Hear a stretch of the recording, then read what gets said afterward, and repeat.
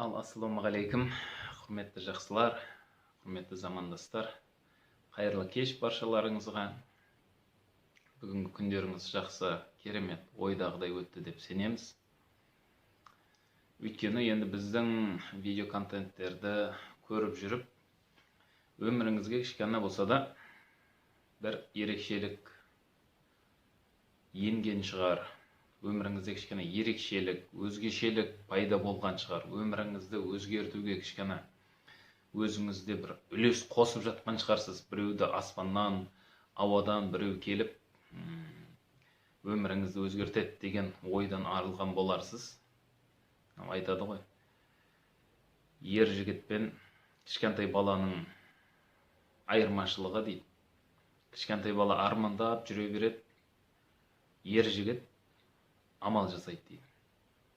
Сондықтан ерлеріміз және ер мінезді әпкелеріміз, аналарымыз, қарындастарымыз өздеріңіздің өмірлеріңізге жақсылап, құлшынып, бір жақсылап қызмет қылып жатқан шығарсыздар деп білеміз. Енді бүгін айтатын тақырыбым ол емес негізі. Бүгінгі тақырып ол маған өте жақын, маған өте ұнайтын. Мен асабалық қызметімде де сол тақырып келсе, мен ол тақырыпта ешқандай сөз жаттамайтынмын. Өйткені ол ұнайтын нәрсені мен бір естісем, бір ойласам болды, ол менің миыма тарс етіп жатталып қала беретін. Енді бұл тақырыпты әуел баста осы парақшамды өз қолыма алған кезде қозғауым керек еді, өкінішке орай. Ол кезде Алла рахымын алсын, әкем ауырып жатқан болатын. Сондықтан мен ата-ана деген тақырыпқа кіре алмадым, мен үшін ауыр болды. Сондықтан енді қазір кішкене мұсылманның қазасы, қазаны аза тұту мұсылманда 3 күн дейді шариғатымызда. Сондықтан 3 күн емес, 3 күннің 23 күндіктің 20-сы да өтіп кетті. 20 есесі де өтіп кетті. Бірақ енді иншалла тірі ата-аналарымызға Алла тағала ұзақта мәнді, бақытты ғұмыр нәсіп етсін. Ал дүниеден өтіп кеткендерін Алла өз рахымына бөлесін. Енді біз бұл тақырыпта мұң айтып, біреудің көңілін түсіру үшін, жаңағы біреудің көзіне жас келтіру үшін айтып жатқанымыз жоқ. Бұл тақырыпты біздегі негізі осы видео контенттеріміздің кез келгені амалда қолдану керекті видео контенттер. Оны естіп, ой шіркін күшті айтты, жақсы айтты, не айтты десе, білмеймін, бірақ не айтқанын, бірақ жақсы айтты дейтін видео контенттер емес. Особенно уағыздарда солай болады ғой. Жақсы айтты, не айтты десе, білмеймін не айтқанын. Бүгінгі тақырыбымыз ата-ана. Алдында да бір ата-ана саған не берді деген бір кішігірім үзінді жіберген болатын. Бүгін енді ата-ананың қадірі, ата-анамызды құрметтеуіміз керек деген сияқты тақырып. Мынау жақсы бір оқиға, мен көп жаңағы халал тойлар жүргізіп жүргенде айтып жүретінмін. Өзіме қатты ұнайтын. Бір жігіт кеп үйіне әкесі мен анасының қасына келіп, шайдың басына, дастарханның басына келіп, әке, ана, осы жұмақтың кілті аналардың табанына астында екен ғой. Бүгін мен соны білдім. Жұмақтың кілті аналардың табанының астында екен ғой. Жұмақтың кілті аналардың табанының астында екен ғой деп айта берсе керек. Сонда әкесі баласына айтты, әй бала, мен де саған көп жақсылық жасадым. Сен туылмай тұрып бір жақсылық жасадым, сен туылғаннан кейін көп жақсылық жасадым деген екен. Сонда баласы, я әке, біз туылғаннан кейін жақсылықтарыңызды білеміз ау. Біреуін көрдік, біреуімізді есімізде жоқ, есімізді білмейтін кезде болды. Ал енді біз туылмай тұрып қандай жақсылық жасадың десе, сол табанында жәннаттың кілті бар аналарыңды таңдап бердім емес пе деген екен. Мінекей, сондықтан қазіргі уақытта байқайсыздар ма, жұмақ аналардың астында, жұмақ аналардың табанның астында деп көп айта бергендіктен әкелер бір шетте қалып қойып атқан сияқты. Сіздерге айтарым, әке ол асқар тау. Ол туралы да ролик салдым, жаңағы видео контент салдым. Ол әке кеткеннен кейін барып білесіз. Әкеңнің қадірін балалы болғанда білесің деген сияқты, әкеңнің тірі жүрген кезінде қадірін білмейсің, дүниеден өткеннен кейін қадірін білетін боласың. Алла енді ешкім мәңгі жасамайды. Алладамыз, Аллаға қайтушымыз. Сондықтан ана деп әкелерімізді бір шетте қалдырып қоймайық. Өйткені сол анамыздың жұмаққа кіруіне сол әкеміздің ризашылығы керек. Мынау ананың табанының астына жұмақтың кілті, ананың табанының астына жұмақ. Ұстаздарымыз айтады, әкең сенің жәннатыңның есігі дейді. Ал анаңның табанының астында жұмақтың кілті бар дейді. Сол анаңның табанындағы астындағы жұмақтың кілтін алдағына, әкең сенің жұмағыңның есігі, сол есігіңді барып аш дейді. Сонда қараңызшы, екеуі бір-біріне байланысып тұр. Кілт болмаса есік ашылмайды, есікті таппасың, кілттің пайдасы жоқ. Сондықтан екеуін бөліп жарып, анау әкеме де Алла сақтасын, бір кісілерді көрдік, әкесі енді кішкена жаңағы дұрыс жолда болмай, ішкілікке кішкена беріліп кеткен екен, әкесін қарғап отыр әлгі кісі. Сонда мен айтам, сол әкеңіз сізді осы уақытқа дейін өсірді, жетілдірді. Үлкен кісі қарғап отқан енді, әкесін қарғап отыр. Осы күнге жеткізді, жетілдірді.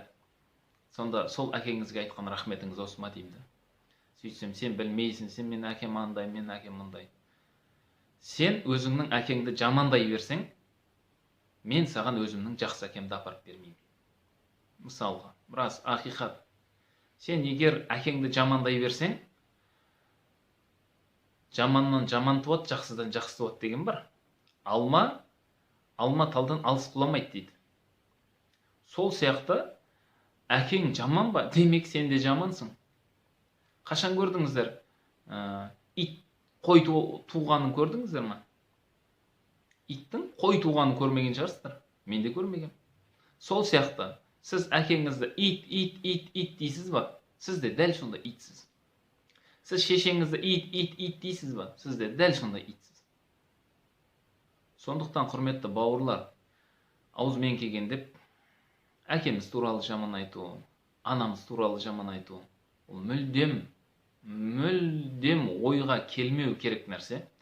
Сондықтан тілімізге сақ болайық, одан қайта сол ата-анамыздың қадірін білейік. Мына аналарға келсек, бір күні бір жігіт, осы жас жігіт дүниеден өтіпті. Сонда бір періште келіп, әлгі жігітке айтып жатыр екен. Ей Алланың сүйген құлы, сен 4 қадам жаса, сонда сен жәннатқа кіресің. Сен жәннати болдың, сүйінші, деп қолынан демеп келіп, әлгі жігіт алғашқы қадамын жасаған кезде көп адамның жылап атқанын естиді. Сонда әлгі періштеден сұрайды, әй періште, мына кісілер кімдер жылап атқан дейді. Сонда періште айтады, бұл кісілер сенің ағайын туысқандарың, алыс жақын достарың, таныстарың. Жыласа сол жаназаңа келіп жылайды, одан кейін ұмытып кетеді дейді. Бәрекелді деп екінші қадамын жасайды. Екінші қадамын жасаған кезде әлгі жігіт тағы да біраз адамның дауысын естиді. Әлгіндегідей бірінші қадамдағыдай көп емес, аздау, санаулы адамның дауысы шығады. Сонда, әй періште, бұлар кім болды? Бағанағылар сияқты көп емес, бұлар сәл аздау ғой дейді. Сонда періште айтады, ей Алланың сүйген құлы, бұл сенің бауырларың, бұл сенің бала шағаң, әйелдерің. Олар жыласа, бір апта жылар, бір ай жылар, одан кейін сен ұмытады.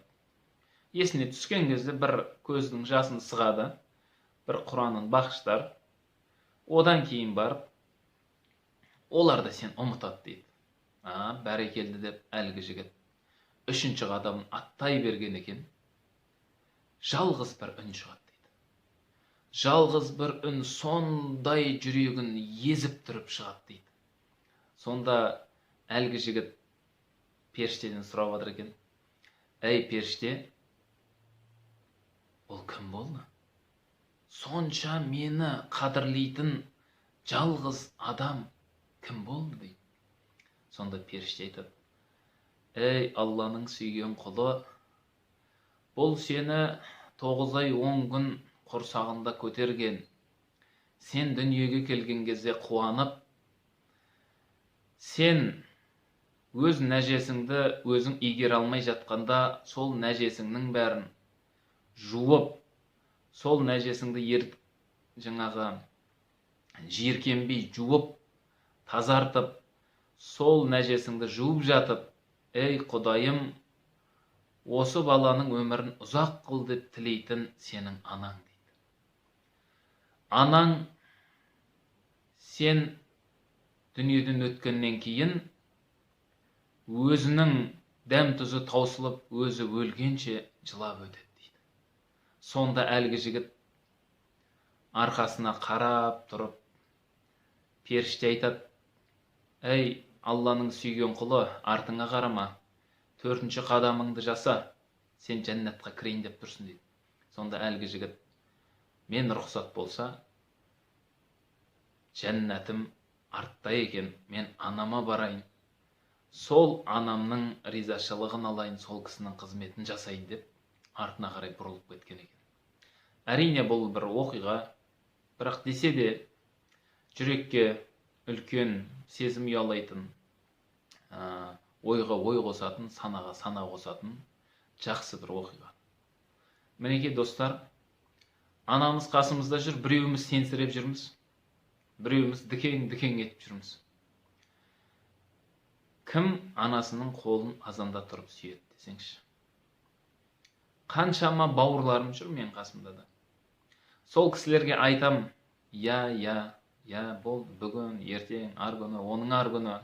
Білесіздер ме? Ол сенің жаңағы алдартыңды игере алмай жатқан кезде саған өмір тілеп атқан анаңның сонша қызмет, сол қолмен жасаған қызметін ақтай алмаймыз негізі да.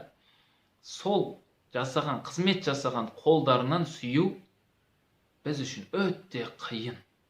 Өте қиын. Мені күйдіретін нәрсе бар. Осы жастар үйленген кезде, ойпырмай, анау келіншегі әлі оған қызмет жасаған жоқ. Ол әлі ешнәрсе жасаған жоқ, бірақ сол келіншегінің қолынан сүйеді, бетінен сүйеді. Анаң қайда қалды? Анаң қайда қалды? Сол келіншегіңнің қолынан сүйіп атқаның, құшақтап атқаның, бетінен сүйіп атқаның, оны жаңағы қарап, жымиып күліп атқаның анаңның жүрегіне тимейді дейсің ба? Тиеді ол. Тиеді. Сондықтан, құрметті бауырлар, бірінші әуелі Алла, одан кейін пайғамбарымыз саллаллаху алейхи ва саллям, одан кейін ата-ана, одан кейін бауырларымыз, одан кейін барып әйелдеріміз. Егер де сен ата-анаңды сыйламасаң, сенің әйелің ата-анаңды сыйламапты да.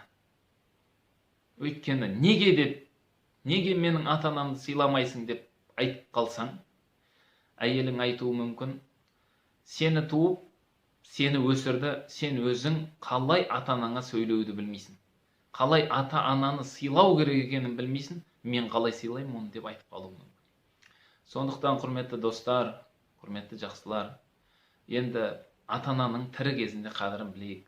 Марқұм Алла рахымын алсын, Абдуғаппар Сманов деген ұстазымыз айтушы еді: ата-анаң дүниеден өткеннен кейін піл сойсаң да бәрібір тірі кезінде бір гриль әкеп бере алмадың ғой деді. Сондықтан ата-анамыз дүниеден өткен кезде ойпырмай деп өтіріктен өкіріп жылаудың қажеті жоқ. Тірі кезінде қадірін білмегесін, дүниеден өткеннен кейін оны үйтер едім, бүйтер едім, тірі болғанда аняқа апаратын едім, мыняқа қажылыққа жіберер едім деген сияқты өтірік арманды айтудың қажеті жоқ. Енді қараңыздаршы, Көп адамдар енді осы жерде ойлап қалуы мүмкін, ата-анам дүниеден өтті, болды, мен оған қызмет жасай алмаймын, тірі кезінде болғанда мен осылай қызмет жасар едім, тірі кезінде бүйтер едім, сөйтер едім деп, ауызбен тамсалады, ауызбен піл сояды жаңағы. Сол бауырларыма айтарым, ата-анаға қызмет деген, ата-анаң дүниеден өтіп кеткеннен кейін де тоқтамайды еш уақытта. Ата-анаға деген қызмет, ата-анаға деген дұға. Сол ата-анаға деген қызмет. Ата-анаң дүниеден өтсе Құран оқы, дұға жаса, Алладан оның кешірімін сұра. Бір жаңағы кісі Алланың алдына барған кезде өзінің жасаған амалдарын ойымен бір саралап, мен тозаққа барам ғой десе, Алла тағала айтқан екен, сүйікті құлым жәннатқа кір деп. Сонда әлгі кісі, сіз менің күнәм көп, мен негізі тозаққа лайық едім десе, артыңа қара дейді. Сонда артына қараса, тау сауаптар жатады. Сонда әлгі кісі айтады екен, бұл менікі емес дейді, жоқ сенікі дейді. Сен сондай салихалы ұрпақ өмірде артыңнан қалдырып кеткен екенсің. Сол салихалы ұрпағың жатса да тұрса да менен сенің кешіріміңді сұрады, сенің күнәларыңды жойды, және де мына тау сауаптарды сол сенің салихалы перзентің жасады дейді екен. Сол сияқты өсіріп отырған ұл қыздарымызды әуелі Алласын танытайық, құрметті ата-аналар. Ертеңгі күні артымыздан дұға қылатын перзенттерді қалдырайық.